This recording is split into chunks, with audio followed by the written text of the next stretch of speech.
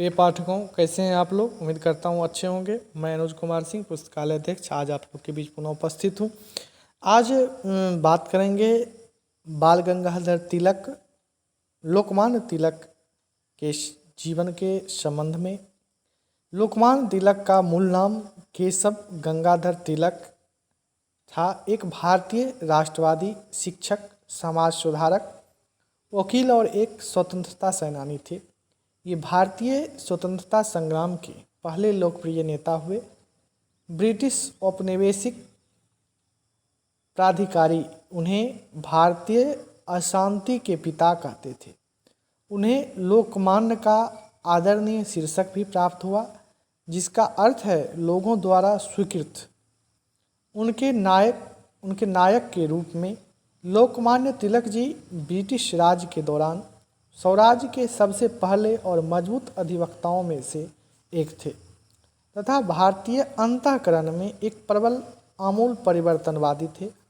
उनका दिया गया नारा स्वराज मेरा जन्मसिद्ध अधिकार है और मैं इसे लेकर ही रहूँगा बहुत प्रसिद्ध हुआ। उन्होंने भारतीय राष्ट्रीय कांग्रेस के कई नेताओं से एक करीबी संधि बनाई, जिनमें विपिन चंद्र पाल, लाला लाजपत राय, अरविंद घोष और B.O. चिदम्बरम पिल्ले शामिल थे। लोकमान्य तिलक का जन्म 23 जुलाई 1857 ईस्वी को ब्रिटिश भारत में वर्तमान महाराष्ट्र स्थित रत्नागिरी जिले के एक गांव चिखली में हुआ था। ये आधुनिक कॉलेज शिक्षा पाने वाले पहली भारतीय पीढ़ी में से एक थे। इन्होंने कुछ समय तक स्कूल और कॉलेजों में गणित पढ़ाया। अंग्रेजी शिक्षा के ये घोर आलोचक थे और मानते थे कि यह भारतीय सभ्यता के प्रति अनादर सिखाती है। इन्होंने दक्कन शिक्षा सोसाइटी की स्थापना की ताकि भारत में शिक्षा का स्तर सुधरे। लोकमान्य तिलक ने मराठा दर्पण और मराठी में केसरी नाम से 2 दैनिक समाचार पत्र शुरू किए, जो जनता में बहुत लोकप्रिय हुए। लोकमान्य तिलक ने अंग्रेजी शासन की क्रूरता और भारतीय संस्कृति के प्रति हीन भावना की बहुत आलोचना की। उन्होंने मांग की कि ब्रिटिश सरकार को तुरंत भारतीयों को पूर्ण स्वराज दे। केसरी में छपने वाले उनके लेखों की वजह से उन्हें कई बार जेल भी भेजा गया। लोकमान्य तिलक भारतीय राष्ट्रीय कांग्रेस में शामिल हुए, लेकिन जल्द ही वे कांग्रेस के नरमपंथी रवैये के विरुद्ध बोलने लगे। सन 1907 ईस्वी में कांग्रेस गर्म दल और नरम दल में विभाजित हो गई। गर्म दल में लोकमान्य तिलक के साथ लाला लाजपत राय और श्री विपिन चंद्र पाल शामिल थे। इन तीनों को लाल बाल पाल के नाम से जाना जाने लगा।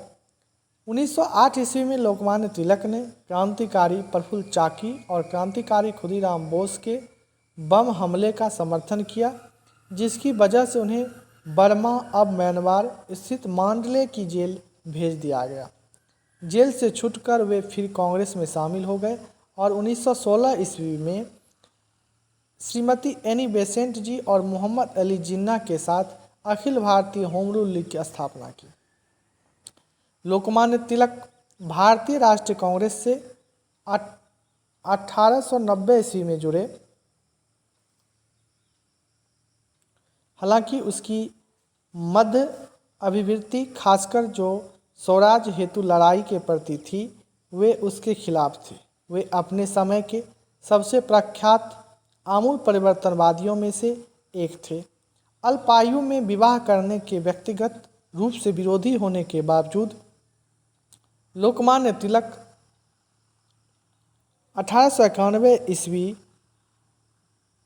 एज ऑफ कंसेंट विधेयक के खिलाफ थे, क्योंकि वे उसे हिंदू धर्म में अतिक्रमण और एक खतरनाक उदाहरण के रूप में देख रहे थे।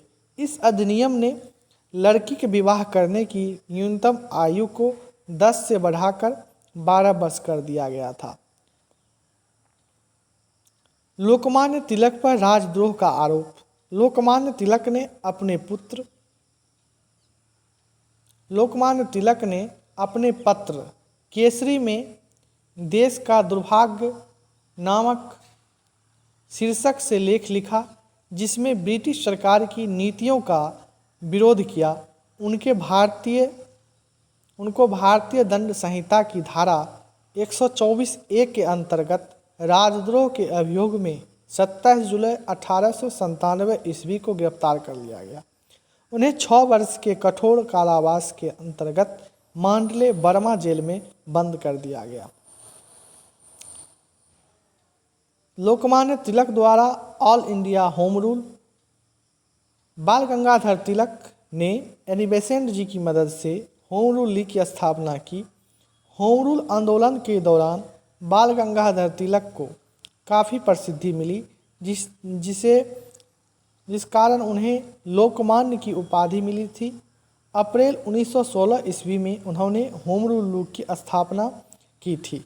इस आंदोलन का मुख्य उद्देश्य भारत में स्वराज स्थापित करना था। सामाजिक योगदान और विरासत। उन्होंने सबसे पहले ब्रिटिश राज के दौरान पूर्ण स्वराज की मांग उठाई। लोकमान्य तिलक ने जन जागृति का कार्यक्रम पूरा करने के लिए महाराष्ट्र में गणेश उत्सव तथा शिवाजी उत्सव सप्ताह भर मनाना प्रारंभ किया। इन त्योहारों के माध्यम से जनता में देश प्रेम और अंग्रेजों के अन्यायों के विरुद्ध संघर्ष का साहस भर गया। उन्होंने तर्कपूर्ण ढंग से दलील दी कि रोमन लिपि भारतीय भाषाओं के लिए सर्वथा अनुपयुक्त है। 1905 ईस्वी में नागरी प्रचारणी सभा में उन्होंने कहा था कि देवनागरी को समस्त भारतीय भाषाओं के लिए स्वीकार किया जाना चाहिए। लोकमान्य तिलक की मृत्यु 1 अगस्त 1920 ईस्वी को बम्बई में उनकी मृत्यु हो गई। मरणोपरांत श्रद्धांजलि देते हुए गांधी जी ने उन्हें आधुनिक भारत का निर्माता कहा और जवाहरलाल नेहरू ने भारतीय क्रांति का जनक बतलाया। धन्यवाद।